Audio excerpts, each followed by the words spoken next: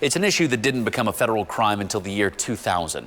Still, 20 years later, human trafficking impacts tens of thousands of victims right here in the U.S. The Polaris Project released this map in 2019. Look at this. Of the likely human trafficking cases in the country, look at all these colors here. You can see almost all of Missouri is included in that, with hotspots in Kansas City and St. Louis. And now one local group hoping to raise your awareness about that issue. 41 Action News anchor Bryant Madrick has more on this weekend's events. He's live for us in the newsroom this morning. Bryant, when you look at this map, it's jarring.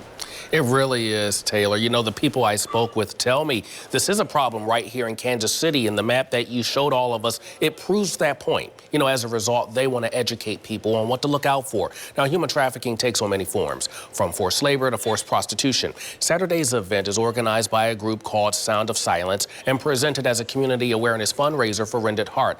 Both groups work to help trafficking victims. Tomorrow's event will feature tips on how to spot trafficking, as well as stories from survivors like Christine McDonald.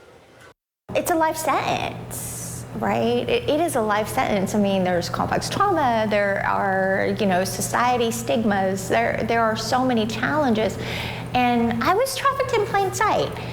So people saw me every day. I really want the urban core community to connect to the fact that this is actually happening here in Kansas City, here in their families, and educate how it's so easily overlooked. Now, Saturday's event starts at 6 p.m. and will be held at iWorks in North Kansas City. That's on Clay Street. This event is free, but they are accepting donations to continue their advocacy work. Organizers say they just want people, most importantly, to come and get informed on how to stop this problem. In the newsroom, I'm Bryant Madrick, 41 Action News Today. Bryant, thank you. This morning, we want to talk facts versus fiction on this issue. The Polaris Project says the most pervasive myth about human trafficking is that it involves kidnapping or abducting people that the traffickers don't know. The reality is many survivors are trafficked by romantic partners, even family members. Sometimes that includes their parents, too. And breaking free, not as easy as you might think. Another myth is that people always want help getting out. But Polaris says the reality is fear, isolation, guilt, misplaced loyalty even, and manipulation, of course, may keep a person from seeking help or even identifying themselves as a victim. That's a scary thought. Now, the state of Missouri enacted a law last year to help crack down on human trafficking.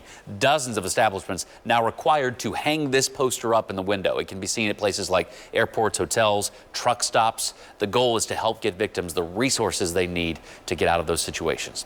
If you or someone you know being forced into sex or labor trafficking, you can call that number right there on your screen. It can be accessed 24/7 in 170 languages. People who call it can remain anonymous and confidential.